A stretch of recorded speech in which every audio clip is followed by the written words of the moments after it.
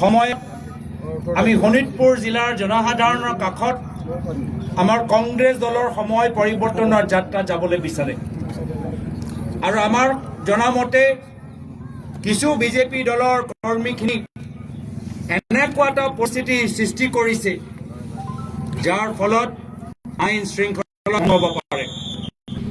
আমি শোণিতপুৰ জিলা আৰক্ষী বিষয়া SP মহোদয় সকলোকে অনুৰোধ কৰিছোঁ যে আপোনালোকে নিয়ন্ত্ৰণ কৰক, পৰিস্থিতি নিয়ন্ত্ৰণ কৰক।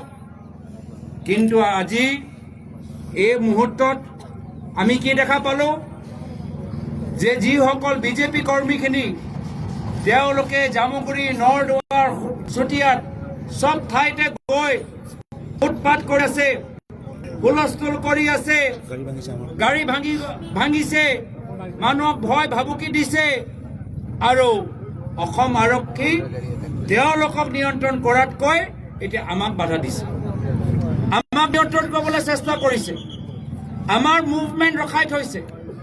আমি ক'ত যাব পাৰোঁ, ক'ত যাব নোৱাৰোঁ সেইখিনি নিৰ্দেশ তেওঁলোকে পাইছে। কিন্তু শোণিতপুৰ জিলাৰ যিসকল বিজেপি কৰ্মী তেওঁলোকক কেনেদৰে নিয়ন্ত্ৰণ কৰা যায় তাৰ বাবে কোনো ধৰণৰ নিৰ্দেশ পোৱা নাই।